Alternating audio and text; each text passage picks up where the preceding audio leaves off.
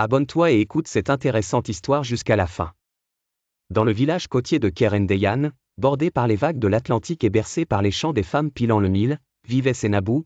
Belle comme l'aurore, elle portait dans ses yeux la profondeur de l'océan et dans son cœur la sagesse des anciens. Dakar, capitale moderne et bouillonnante, évoluait Malik, jeune entrepreneur à succès dans le commerce international. Mais malgré ses voitures, ses bureaux et sa notoriété, Malik ressentait un vide que seule la sincérité pouvait combler. Lors du festival de l'artisanat de Thiès, où tradition et modernité se rencontraient, le destin tissa un lien invisible entre deux mondes. Sénabou y vendait les pagnes tissées par les femmes de Kerendeyan.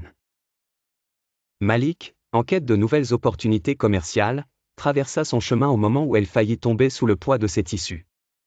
Il la rattrapa. Leurs mains se touchèrent. Le silence se fit. Le lien était né. Fasciné, Malik se rendit à Kerendeyan. Les habitants, curieux, observaient cet homme de la ville. Le chef El Hadji Diouf, fidèle à la tradition, restait prudent. Que cherche cet homme aux vêtements brillants et au langage rapide, pensait-il. Mais Sénabou, émerveillé par les histoires de Malik et touché par sa sincérité, sentait son cœur s'ouvrir. C'était sans compter Ibrahima, un cousin jaloux, promis officieusement à Sénabou. Ibrahima lança des rumeurs, diffama Malik, et tenta de diviser le village. La mère de Sénabou, Mame Diarra, une femme de paix, tentait de calmer les tensions. Mais les soupçons planaient, les clans se formaient, et l'amour des deux jeunes gens semblait menacé. Une nuit, une fièvre mystérieuse toucha le village. Malik, sans réfléchir, mobilisa ses ressources. Il fit venir des médecins depuis Dakar, organisa des distributions de médicaments, et resta auprès des malades jour et nuit. À ses côtés, Sénabou soignait, réconfortait, chantait même pour apaiser les douleurs. Quand la maladie s'estompa, le village organisa une grande fête sous le fromager sacré, le lieu où Sénabou et Malik s'étaient secrètement promis fidélité. Le chef El Hadji Diouf bénit leur union.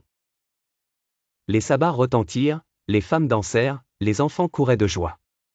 Malik, ému, prit la main de Sénabou et jura devant tous de l'aimer et de l'honorer, au nom de l'esprit de Kerendeyan. Au milieu des chants, Ibrahima, rongé par le remords, s'avança. Il demanda pardon publiquement. Malik l'enlaça. Le village tout entier comprit ce jour-là que la grandeur ne réside pas dans la revanche, mais dans le pardon. Moralité. Là où le cœur est pur, ni la distance, ni la jalousie, ni la maladie ne peuvent empêcher l'amour de fleurir. L'amour véritable se construit avec patience, preuve et pardon. Abonne-toi pour plus d'histoires.